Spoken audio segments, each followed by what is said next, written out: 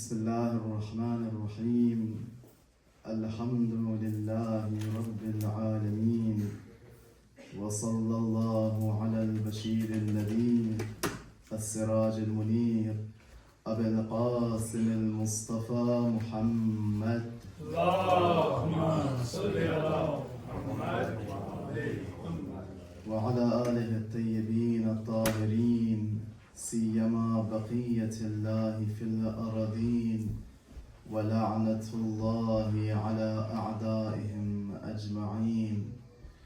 Assalamu alaikum wa rahmatullah. Yesterday we began by discussing the idea of revolution and how Islam wishes to revolutionize the human being. And we went and we discussed that revolution requires force. In the definition of revolution, force is present. It's a forcible overthrow of a governing body. Force has to be involved. Why exactly that is the case, we'll discuss in future evenings, inshallah.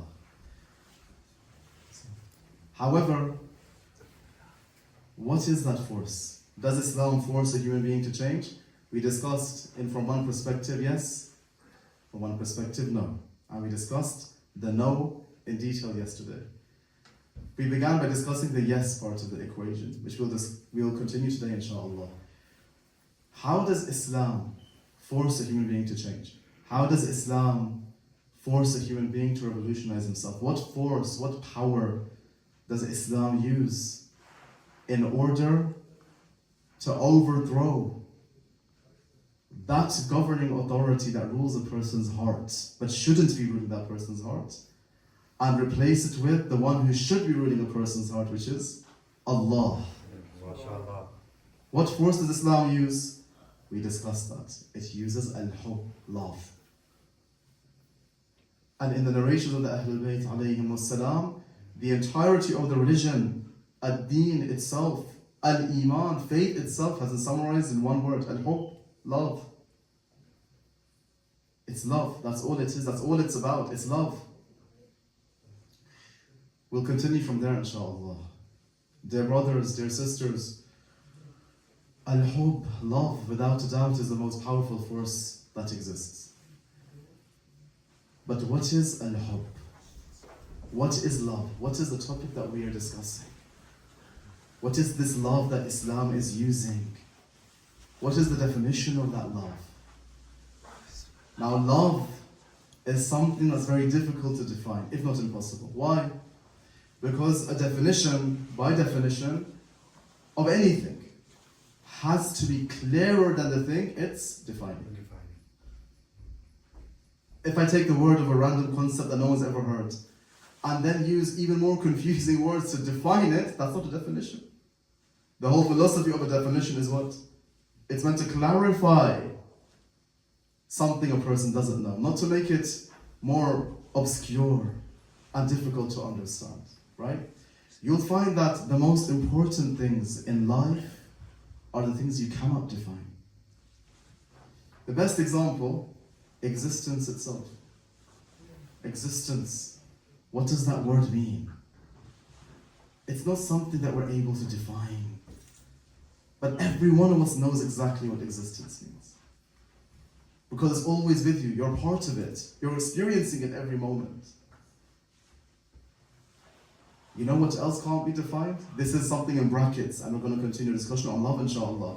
But it's very important. It's an important point. It's a shame not to mention this in this majlis. You know what else can't actually be defined? Allah. Allah cannot be defined.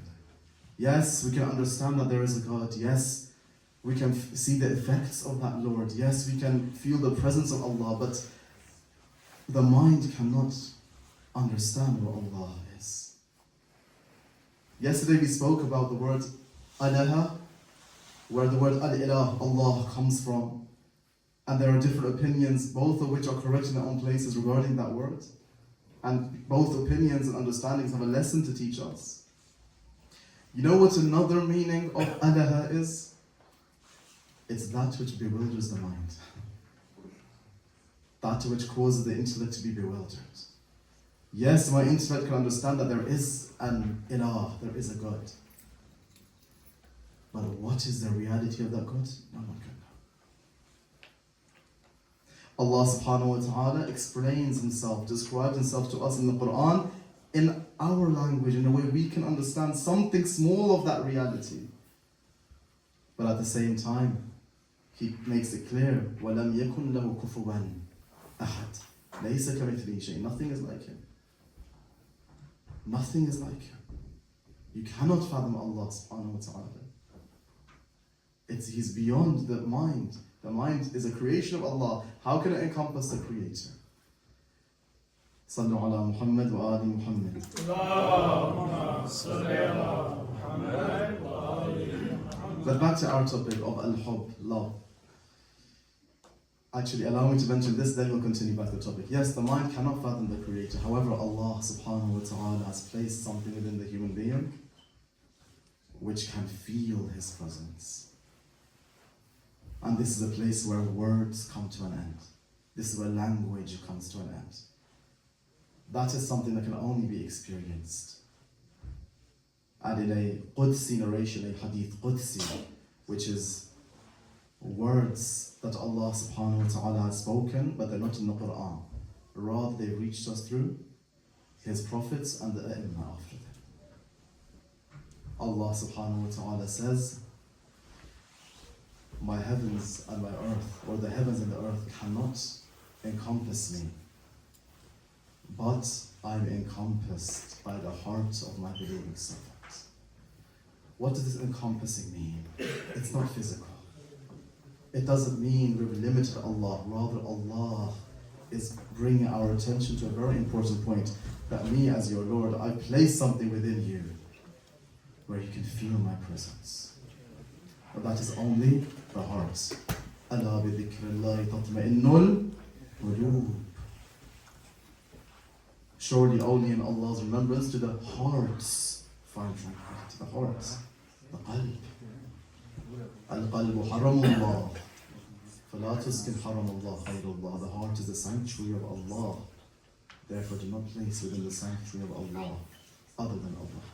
In any case, al-hub, love, is something that all of us know what that means. That word means something to every single one of us.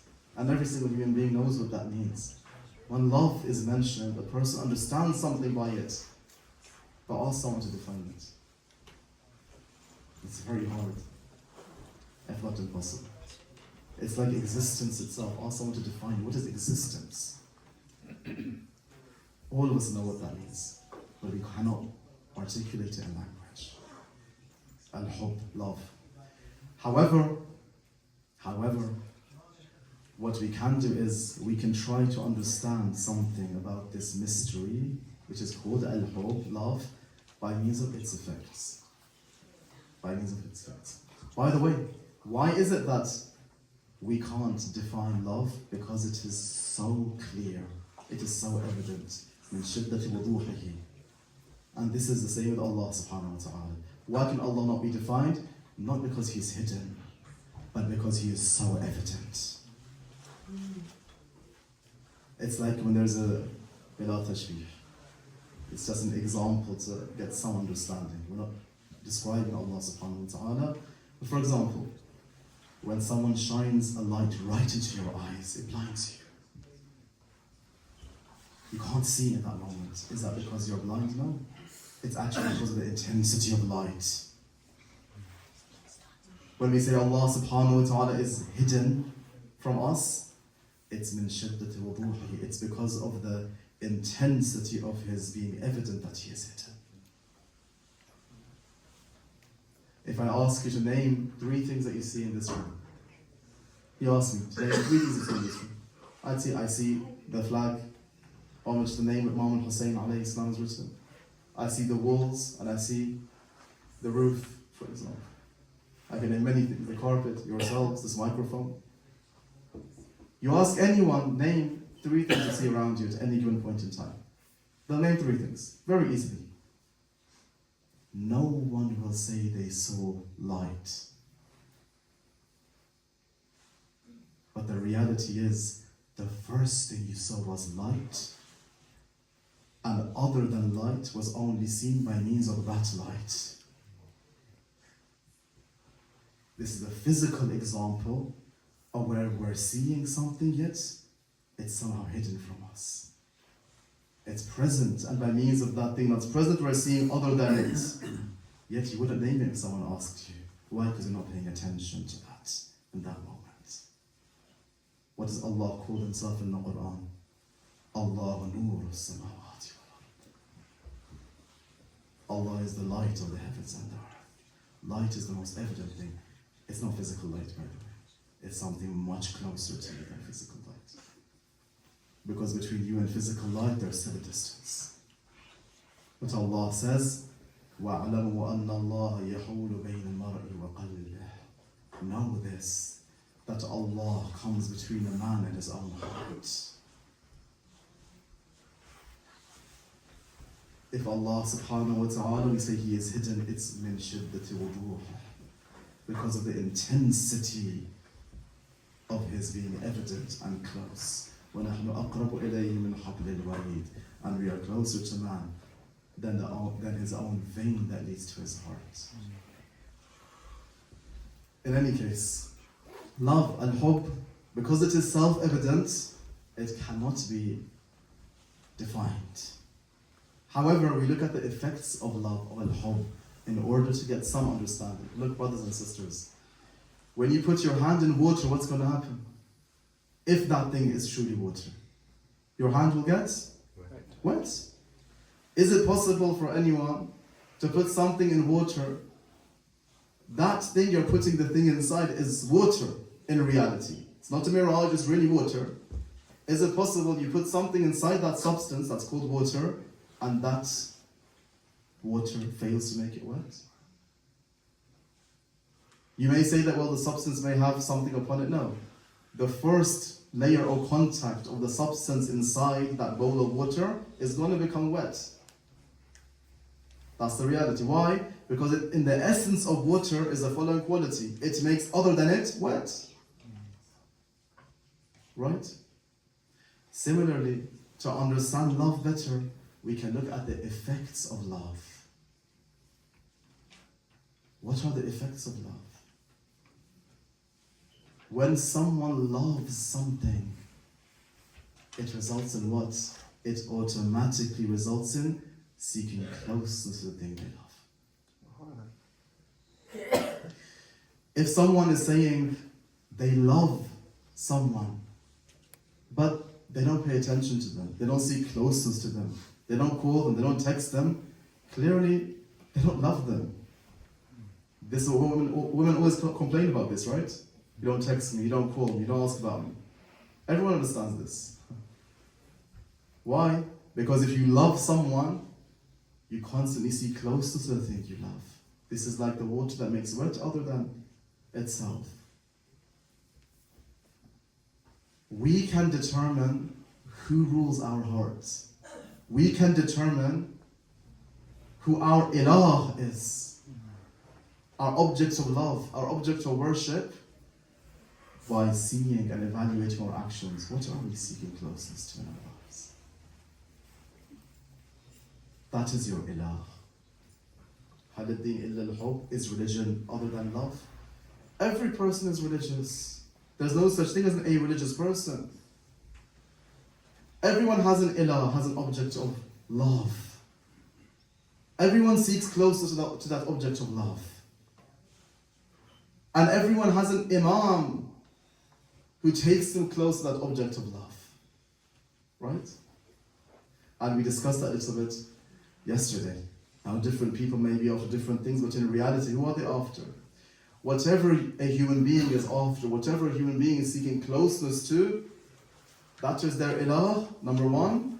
Number two, that is the thing that rules their hearts. That is the thing they are worshipping. And number three, whatever you're after, you want it in the unlimited form. Every single human being. And we discussed it yesterday. And the unlimited is only who? Allah subhanahu wa ta'ala. So in reality, everyone is after Him. So what's the difference between human beings? The difference is Some people are at a higher level of consciousness and awareness about what they are truly after. This is why Islam is so amazing. How does it use force to revolutionize the human being? It awakens the human being. It gives him the awareness and knowledge and understanding and ma'rifah to understand, oh, human being, this is what you're truly after. This is what you're truly after. You've been going to the wrong address. You think this limited creation will fill your thirst? Your thirst will never be filled by anything limited. That's why every time you reach the thing you think you were after, you're happy for some months, for a year, more or less, but you want more of it. What are you after? The unlimited. You're after Allah subhanahu wa ta'ala. Every single one of us. But many of us don't understand what we are after. We don't have ma'rifah of the one we're truly after. Sallu ala Muhammad wa ali Muhammad. Allahumma salli ala Muhammad wa ali Muhammad wa ajil faraj. Therefore, dear brothers and sisters, Islam uses force in this way. It awakens that love which is present within every single one of us and every single human being. It awakens that love for him. And it gives man a plan. If you want to arrive at that, beloved, if you want to arrive at that station, at that maqam, this is what you have to do. Don't waste your time going anywhere else. This is what you have to do. Therefore, هل الدين إلا الحب? Is religion anything but love? صلوا على محمد وآل محمد. Allahumma salli ala Muhammad wa ali Muhammad wa ajil faraj. From the effects of love, dear brothers and sisters, is what? التقرب إلى الحبيب. Seeking closeness to the object of love. You know what else is from the effects of taqarrub? From the effects of al-hub, the effects of love. When I'm seeking closeness to the one I love, whatever that beloved may be, whoever I may be, from a child until the oldest person alive on the face of this earth, from someone who is not doing very well economically to a billionaire. This is something related to our humanity, you can't escape it. Something related to the essence of the human being. What else, what other effect does this love have? The fact is that, dear brothers and sisters, when a human being is seeking closeness to that beloved, and they face obstacles in arriving at that beloved, because of the love that's inside them for that beloved, they face those obstacles with bravery. Love makes you brave in facing any obstacle, any challenge, any impediment that's keeping you away from the one you love. It creates a resistance within the human being. It creates a steadfastness within the human being. One of our ulama gives a beautiful example. He says, imagine there's a mountain climber. You want to climb a mountain, your aim is what? To get to the summit of the mountain. Okay, your aim is to get to the summit of the mountain. There are different kinds of barriers that you're going to face, different kinds of impediments that you will face on your journey to the summit of this mountain. And these can be divided into two kinds of impediments. The first are external, the second are internal. So for example, from the external impediments are, for example, difficult weather conditions. It's uncomfortable to face rain, stormy weather, especially when climbing a mountain. Another example could be wild animals that are present on the mountain. I'm afraid a wolf may come along and bother me or scare me, and so on and so forth. The second kind of impediments, however, are much more important. The second kind of impediments on this journey to the summit of the mountain, on the journey of a lover towards the beloved, is what? The internal impediments. Like what? Fear. I'm afraid. Fear will stop me from reaching the summit of the mountain if I allow it to. What else? Indecisiveness. This is something that many of us suffer from. And it's okay, because we can heal from it if we come to the Quran, the Ahlul Bayt. We can heal from this. Indecisiveness. I'm not sure. I want to go, but I'm not sure if I can make it, and maybe there's something else I should do. Indecisiveness. If a person allows their indecisiveness to overcome them, they'll never make it. They're still undecided. After some years, they could have gone to someone to come back by this time twice. Still indecisive. I'm not sure about this. Doubt, indecisiveness, fear. The love of comfort. It's not very comfortable to climb a mountain all the way to the summit. I'd like to have that feeling of achievement, to be at the summit of a mountain, to say I've conquered this mountain. But I can't be bothered. I'd rather stay at home, down on the couch and watch TV. It's more comfortable than facing all those challenges, right? So these are the different kinds of impediments you're going to face as a mountain climber trying to get to the summit of the mountain. Now here's the point where this is all leading to. That grand scholar, he made this point beautifully. He says that force, that power within, that leads you to overcome all of these barriers and gets you to the summit, even though you were experiencing fear, even though you're experiencing indecisiveness, even though there may be wolves and bad weather conditions, but that strength and that energy from within that gets you to the summit of the mountain, do you know what that's called in the Quran? As-sabr. Sabr isn't what we think it is. Sabr isn't patience, it's steadfastness. And how many people have been deprived from the message of the Quran because it hasn't been conveyed properly? Sabr isn't being passive, it's being active. Sabr isn't what we often think, which is the following, that for example, there's a problem in the family. There's a problem going on in the family. And the Anbiya, if you look in the Quran, you'll find the majority of them have family problems.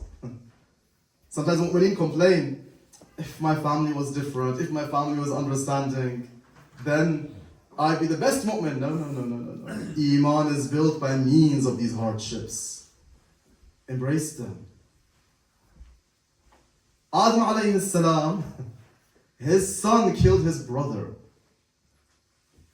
Nuh alayhi salam, his wife and son were from the worst of his enemies. Musa alayhi salam was raised by the Fir'aun. Yusuf alayhi salam, his brothers were the ones who wanted to murder him and they sold him to slavery. You see the recurring theme? Which of the Anbiya had perfect conditions around them? Ideal conditions. Man is built by means of these unideal conditions. So sabr isn't that, for example, there's a family problem, there's an issue, and I just accept it, sit down, do nothing about it, and say, I'm doing sabr. No. Sabr is the strength and the courage and the determination that takes you to try and solve the problem. Sabr isn't something for broken people who are humiliated and weak and don't have any energy to do anything. Quite the opposite. Sabr means steadfastness. Sabr means strength, resilience. You keep going no matter what. That is sabr. That is when Allah says, Inna Allah ma'as sabirin. This person who keeps going no matter what the world throws at him, he keeps going to reach his beloved, to reach that summit. He is practicing sabr. Allah says, I'm right with you. Not that person who's sitting crying for himself, pitying himself in the corner. Inna Allah ma'as sabirin. Sabr is one of the highest acts of ibadah and worship. Sallu ala Muhammad wa ali Muhammad. Allahumma salli ala Muhammad wa ali Muhammad wa ajil. So when you are in love with something, you know what the effect of that love is? Sabr, steadfastness in reaching that beloved. Whichever impediment there may be, I'm going to go towards it. With bravery, with strength, with determination and resilience, and I'm going to win. Or die trying. And if I die trying, I'm a shaheed. It's a win-win. Win-win situation. Let's give some examples. Just to show how close all of these matters are to us. Much closer than we imagine. Because sometimes, I'll say this in brackets, sometimes the way we preach religion, unfortunately, it's like you come into a mosque, you go into a bubble, hear a lecture, then you go back and live your life. Nothing to do with our lives. But Allah wants to be part of every moment of your life. It's clear from the Quran. Allah is saying again and again, look, I'm close. وَإِذَا سَأَلَكَ عِبَادِي عَنِّي فَإِنِّي قَرِيبٌ. When my servants ask you about me, no, I'm so close. In any case, let's try to explain how this is very close to us. Everything we're discussing is very close to us. A child, dear brothers and sisters, a small child, has never been taught by his parents or her parents what love is. In terms of what? They've experienced love of the parents, so they've understood it. But has the mother or father ever sat the child down, look, my child, my son, my daughter, love is the following and you should love me. Who does that? No one's done that. Yet we see children expressing love to their parents. So it's self-evident. It's inbuilt within us. When a child is running towards the arms of its mother or its father, right? It's running towards the arms of its parents. It knows that there's a possibility it might fall. It might trip. For a child, that's a big thing. Yet it pushes that to the side of its mind and runs regardless. Why? Because of the love of the one it's trying to reach. Look, it begins right from there. In fact, it forgets of that possibility. Maybe I'll fall. Maybe indecisiveness is out of the picture now. Because love has come in the picture. I have to reach my beloved. Another example. When a young man or a young woman falls in love, and by this I mean Disney love, I don't mean love Islam. Disney love, their love. Okay? Bollywood love, if you like. You know that's not real love, but even that small, descended version of love, even there, it has its effects. Right? What happens? He's up late at night. He has to work the next day. There's a fear if he doesn't have enough sleep, he won't be ready for work. He might oversleep, but no, he wants to keep speaking to his whatever, to that person that he loves. We're doing this all the time, brothers and sisters. When you love something or love someone, the things that you fear, you find the bravery to face them. You find the bravery to face them. A higher example. What led a person by the name of Rachel Corrie? She wasn't a Muslim on the outside, but we discussed this yesterday. We have to become deeper than that. You can be a Muslim on the outside and murder the Imam of your time. We have to become deeper than that. She wasn't a Muslim on the outside. What led this woman to go to Palestine and stand in front of a tank or a bulldozer that was about to destroy and level the homes of some Palestinians to the ground? And she stood in front of that tank to try and stop that happening. It was al-hub, it was love. Love for what? For justice. Love makes you brave. Love makes you brave. When there's an absence of bravery on our parts in reaching something we love, why is that? Because we don't love that thing truly, deeply. Why is it that I find that many times, even though I feel the love of the Ahlul Bayt in my heart, alhamdulillah, we love the Ahlul Bayt, but at times I fail when it comes to following them. At times, I love the Ahlul Bayt, But at times, I know the Ahlul Bayt say go right, but because everyone else is saying go left, I end up going left. And I hate myself for it, but I end up doing it. I'm not going to give specific examples. Everyone, for themselves can find those examples. Why? Because the love of the Ahlul Bayt has not yet conquered my heart completely. Remember we spoke about the battle within? How there's Iblis, the forces of Allah, the forces of Iblis, they're battling for the heart, because the battle is still going on. One hasn't expelled the other completely yet. It's an ongoing process. But when the heart is conquered by Allah and His forces, that is when we have the narration of the Rasul sallallahu alayhi wa alayhi, where he said, he said, من مات على حب آل محمد مات شهيدا. محمد وآل محمد صلوات.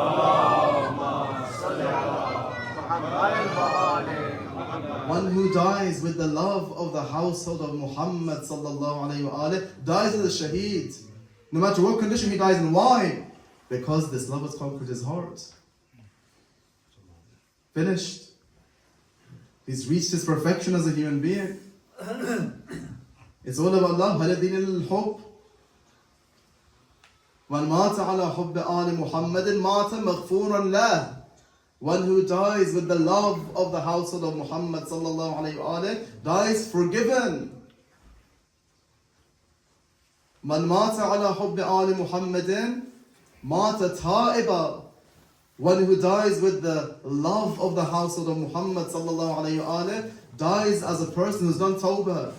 من مات على حب آل محمد مات مؤمنا مستكمل الإيمان. One who dies with the love of the household of Muhammad sallallahu alayhi wa alayhi dies as a mu'min who's completed his iman, perfected his iman. Why? Because this love has conquered his heart now. He's made it. But look what the criterion is. Man mata. One who in the final moments leaves this world with this love. And this is where we have to be careful. Because it's a fight till the final moment. Those final moments which all of us are going to face. There's no running from it. All of us will face those moments. Whatever condition your heart is in those final moments, that is your destiny. That your destiny is sealed right there. That is your position before Allah for eternity. What happens in those final moments for most of us, for most human beings, who this battle within the heart continues until death, for most of us, the fact is that both sides, both forces, the forces of Allah and the forces of Iblis, do their utmost best to win your heart to their side. Because these are the deciding moments. Which side does the heart fall on? Whichever side was stronger during the life of this human being. It's not random. They say there was a sheikh who entered the hawza, two shuyukh.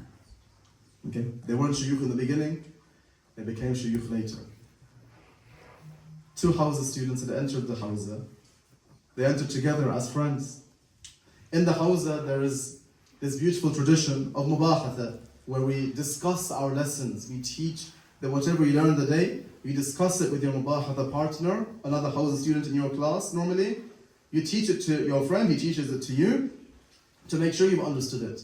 They became mubahatha partners, so every day they're together. They're discussing their lessons, they're studying together. The years go by, they age, they grow beards, they get turbans, they get the clothing, the years go by, they're studying, they become scholars, they have families, they have children. It just so happens, destiny determines that one of these two shuyukh becomes a grand marja, a grand scholar. He becomes famous. People are going to him with their queries and questions, they respect him. And the other one doesn't become famous. He doesn't get the crowds, doesn't have an office and a secretary. It said that when this second one was on his deathbed, so imagine big sheikh. Big sheikh. It's not about the outward. It's not about the outward. Big sheikh. He's on his deathbed. We're speaking about those final moments and the tug of war that's taking place in that moment. He's on his deathbed. He's muhtadar, as it's called in fiqh, the person who's in the presence of angels, al-muhtadar, who's leaving this world. What are you meant to do when a Muslim is in that condition? One of the recommended actions is the following. You say to them, La ilaha illallah. You say La ilaha illallah. Say the shahadatain. You recite the verses of the Quran. You try to make them utter the testimonies of faith. They came to this shaykh, his household, his family members, his friends, whoever that may have been, maybe his students. They were around this shaykh when he was on his deathbed. They said, Shaykh, say La ilaha illallah. Because look, now the reality is coming out. At that moment, I can't pretend. In the masjid, I can pretend I'm very pious. But Allah knows who is truly pious. The reality is coming out in that moment. They said, Shaykh, say La ilaha illallah. He said, no. They were shocked. This shaykh who dedicated his whole life to Islam and knowledge, that's what it seemed like. So they said again, Shaykh, say La ilaha illallah. He said no. Their shock increased. They said, Shaykh, say La ilaha illallah. These are the final moments. What's on your heart, bring it on your tongue. Say La ilaha illallah. He said, no. Allah hasn't been just to me. What do you mean, O Shaykh? You consider Allah to be a dhalim, la'yadu billah? This is kufr. This disbelief in the clear verses of the Quran. He said, Allah hasn't been just to me. Why? What did Allah do that was so unjust?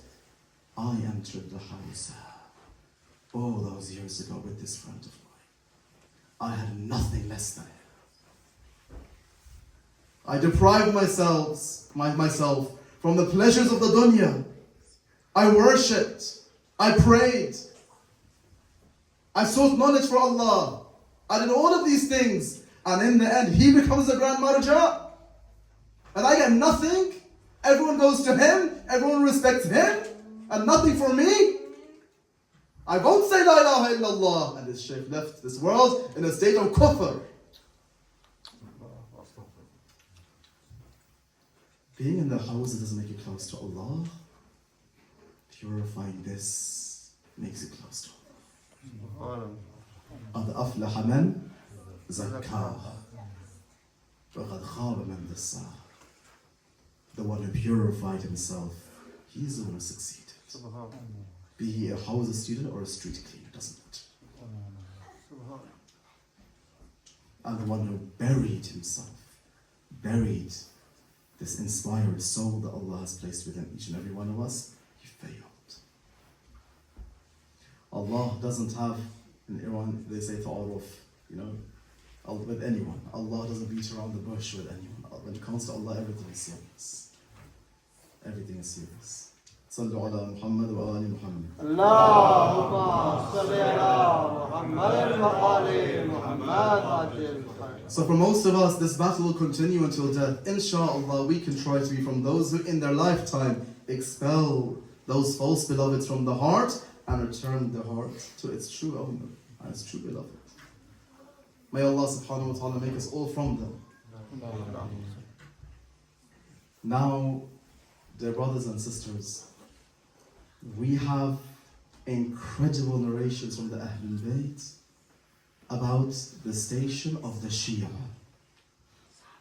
the followers of the Ahlul Bayt.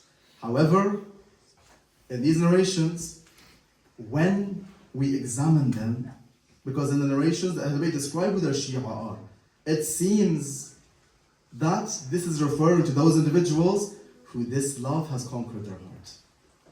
Love of dunya no longer exists. Inshallah, we can all be in the path of becoming from them. But the Ahlul Bayt were very, very harsh towards people who claim to be Shia, but in reality, they didn't follow them. And I'd like to share with you a narration. I wish I knew it by heart, sadly I don't, but it's so beautiful and it's so important that I had to write it down. I'm going to read it for you, inshallah.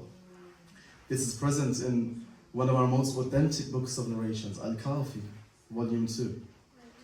It's related that Al-Imam al-Baqir alayhi salam Allahumma salli ala Muhammad wa ali Muhammad. is addressing Jabir, who's one of the lovers of the Ahlul Bayt, one of the loyal companions of the Messenger of Allah sallallahu alayhi wa alihi, and his household, who lived to see Imam al-Baqir alayhi salam, even though he was blind by that time. So when we look at the narrations of the Ahlul Bayt, brothers and sisters, we find that depending on who is being addressed, the Ahlul Bayt speak differently. They speak on the level of the person being addressed. Sometimes you have narrations that seem very simple, and then you have narrations that are mind-blowing. Why? Because of the person being addressed. So Jabir is going to receive some gems. This is Jabir. It's not just any companion of the Ahlul Bayt. And he's going to receive a very severe and intense dose of reality. And so are we, inshallah.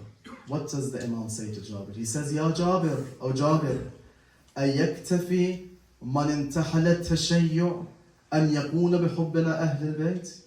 O Jabir, is it sufficient for one who claims to be from our followers, who claims to have tashayyu', who claims to be a Shi'i, that he just says that he loves us, the Ahlul Bayt? فَوَاللَّهِ مَا شِيعَتُنَا إِلَّا مَنِ اتَّقَى اللَّهِ وَأَطَاعَهُ. I swear by Allah, our Shia are none other than those who have consciousness of Allah and obey Him. وَمَا كَانَ يُعْرَفُونَ يَا جَابِرُ. And O Jabir, our Shia are not known except, are not recognized except with the following signs. بالتواضع, with humility that's seen physically. والتخشع, the humility of the heart. والأمانة, trustworthiness.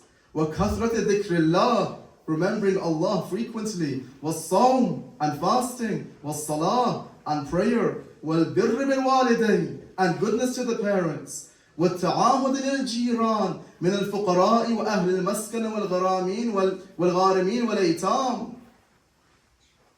And being faithful and loyal to the neighbors of theirs who are in poverty and deprivation, and those who are orphans.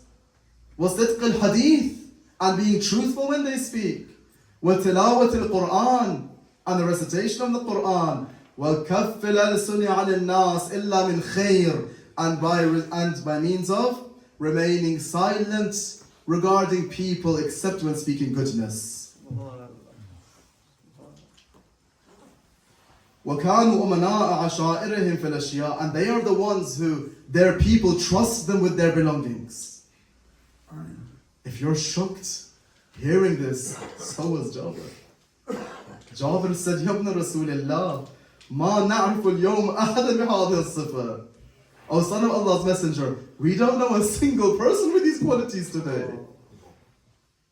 فقال عليه السلام, the Imam said, يا جابر, O Jabir, لا تذهبن بك المذاهب.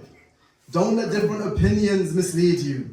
حسب الرجل أن يقول أحب عليا وتولاه ثم لا يكون مع ذلك فعالا.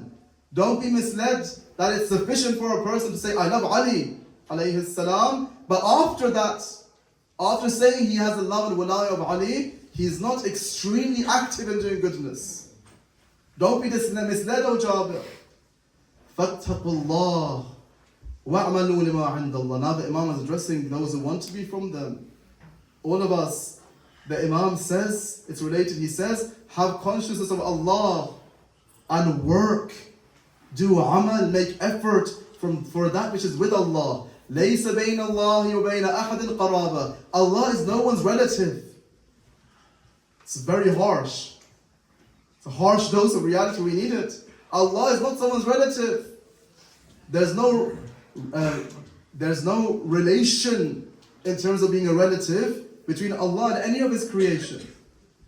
أحب العباد إلى الله عز وجل وأكرمهم عليه أتقاهم أعملهم لطاعته. The most beloved of Allah's servants to Him, the most honored of Allah's servants before Him are those who have the most consciousness of Him and who work the hardest in obeying Him. Ya Jabir, O Jabir, Wallahi, I swear by Allah, ما يتقرب إلى الله تبارك وتعالى إلا بالطاعة. I swear by Allah, nearness to Allah cannot be achieved except by means of obedience to Him. وَمَا مَعَنَا بَرَاءَةٌ مِنَ النَّارِ. And we, the Ahlul Bayt, we don't have amnesty from the fire of hell. We don't hold that amnesty. وَلَا عَلَى اللَّهِ مِنْ أَحَدٍ حُجَّةٍ. And no one has an excuse before Allah subhanahu wa ta'ala. مَنْ كَانَ لِلَّهِ مُطِيعًا فَهُوَ لَنَا وَلِيٌّ. One who is obedient to Allah, he is one of our lovers and friends. وَمَنْ كَانَ لِلَّهِ عَاصِيًا فَهُوَ لَنَا عَدُوٌّ. As for one who is disobedient to Allah, he is our enemy. وَمَا تُنَالُ وَلَايَتُنَا إِلَّا بِالْعَمَلِ وَالْوَرَى. And our walaya, our love and closeness cannot be reached except by means of piety and good actions.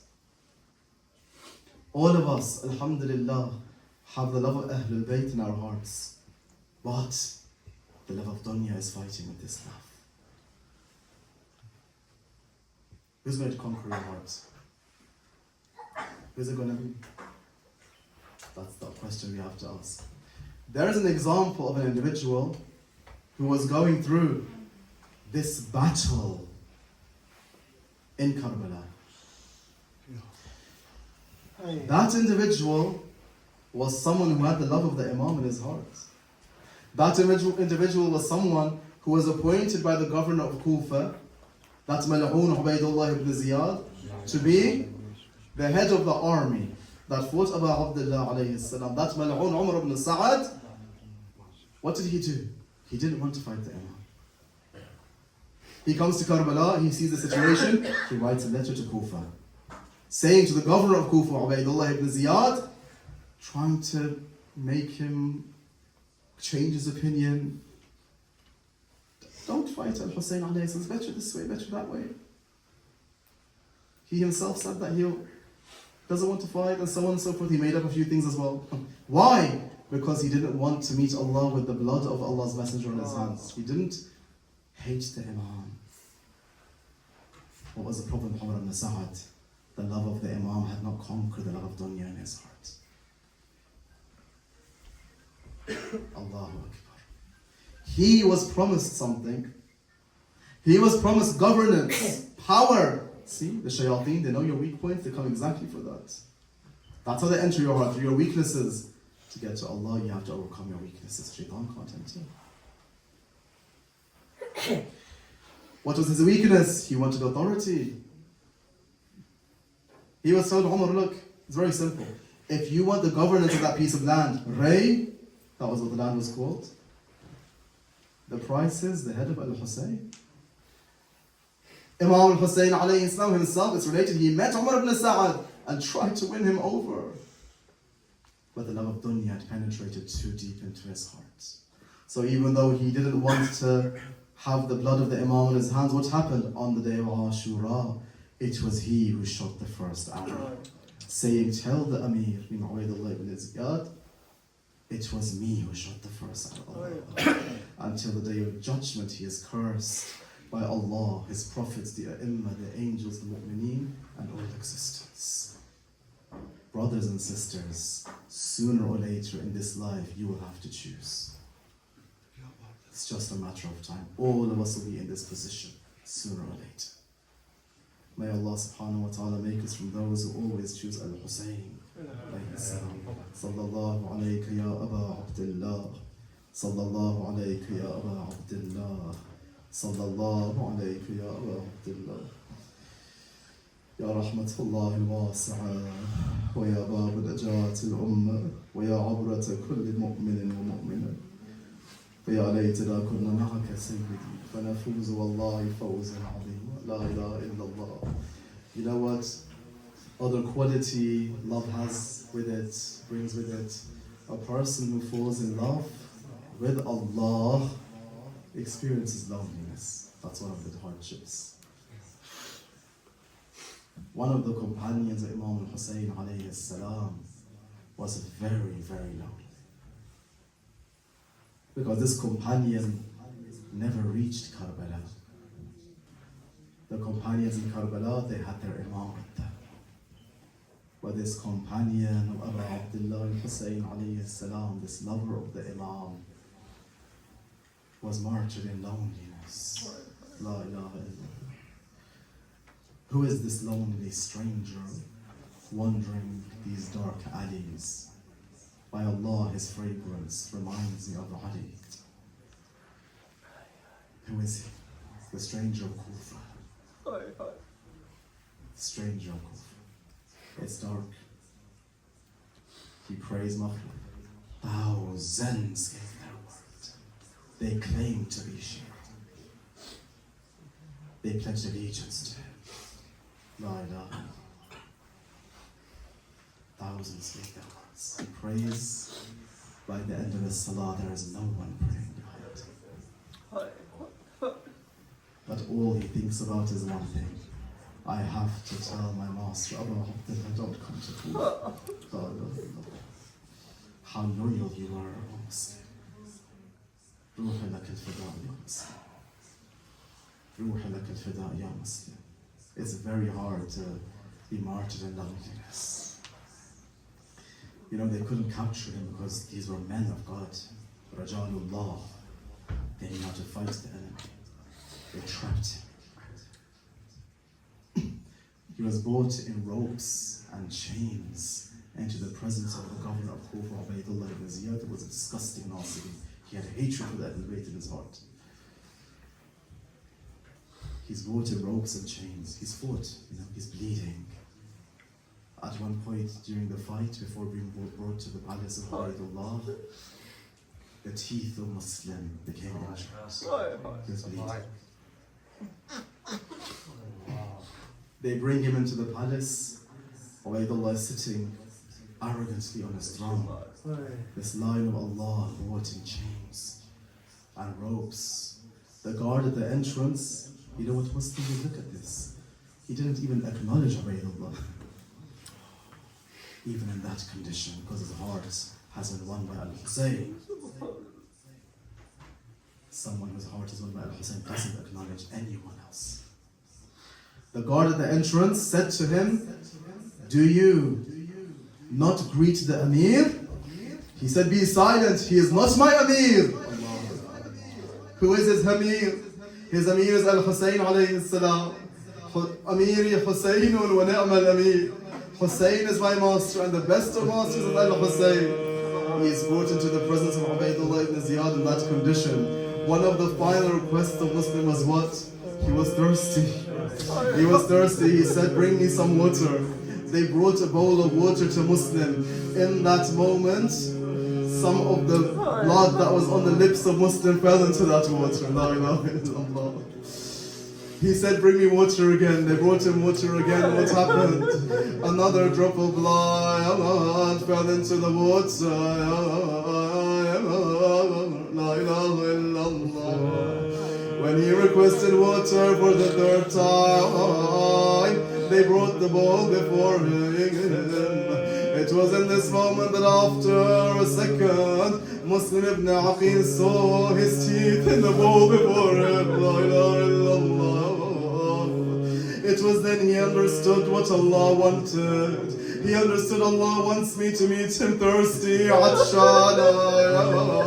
Where did your heart go? La ilaha illallah. Muslim. Doesn't every lover wish to resemble his beloved? Oh Muslim. Ya Gharib Kufa, oh stranger of Kufa. They took Muslim ibn Aqil to the roof of Dar al-Imara, to the roof of the palace of Ibn Ziyad. That Mal'un gave the order, strike the neck of Muslim and throw his body, and don't bury the body of Muslim. Rather send his head around the city. La ilaha illallah, Ya Muslim Na'aqim. How blessed you are. Would that you were there on the day of Ashura to see your beloved, to see Abu Abdullah, to know how similar you became to your beloved Muslim. Why? Because Abu Abdullah was also thirsty on the day of Ashura. What other similarities are there? La ilaha illallah. The days of Al-Hussein alayhi salam are here. It's time for these hearts to open, for these tears to flow. La ilaha illallah. What other similarities? Oh Muslim, is it not true that they brought the sword down on your neck, oh Muslim? Would that you were there on the day of Ashura. When the sword of that mal'oon came down upon the neck of Abu Abdullah, would that I could say it was a sword, oh Muslim. This is the difference between you and Al-Hussein. Oh Muslim, it was a strike of a sword that separated your head. Would that you were there on the day of Ashura. It wasn't a sword in the neck of your master, but rather it was a dagger. La ilaha illallah. What other similarity is there, oh Muslim? Oh Muslim, I know your head was paraded around the city of Kufa. Would that you were there on the 11th of Muharram to see the head of Abu Abdullah paraded from city to city. La ilaha illallah, la ilaha illallah. But there's also one similarity, one difference, oh Muslim. What difference is that? This difference is very painful. Ya Sahib as-Samana, Jarakallah. La ilaha illallah. The difference is the following, oh Muslim. You were martyred in loneliness, you were martyred in ghurba. Your household wasn't there to see your head paraded. La yawmaka yawmaka ya Abu Abdullah. Would that I could tell you the same went for Abu Abdullah. The Baptist says something very painful. The household of Abu Abdullah, when they were about to reach Sham, when the streets were filled with the people, one of the sisters of the Imam went to Shimr ibn Dil-Jawshan, la'natullahi alayhi. She said to him, there is a request that I have. He said the following, he said, what is your request? Isn't this enough to cry over? The daughters of Allah's Messenger have to request Shimr ibn Dil-Jawshan. La ilaha illallah. He said, what is your request? You know what she said? She said, take the heads of the shuhada, place them in front of us and not between us. Why? So that the eyes of people fall upon the heads of the shuhada and don't fall upon the daughters of Rasulullah. If it wasn't Muharram, I wouldn't say this line. Ya Sahib as-Zaman, forgive me. La ilaha illallah. Do you know what that Mal'oon did? He did the opposite. He took the heads of the shuhada. He placed the heads between the daughters of Rasulullah, so that people's eyes are diverted. La ilaha illallah. Wa la hawla wa la quwwata illa billah. Al-Ali al-Azim. وسيعلم الذين ظلموا بأي منقلب ينقلبون. On behalf of Muslim Hatim, Gharib Kufa, many of us will be saved by Muslim tonight. Many of us will be saved by Muslim on the day of judgment, inshallah. This loyal, lonely servant of the Imam. On behalf of Muslim ibn Atin, let's join the Anbiya, the angels in Bayn al-Haramayn, and send the salam upon Abu Abdullah. As-salamu ala al-Husayn wa ala Ali ibn al-Husayn wa ala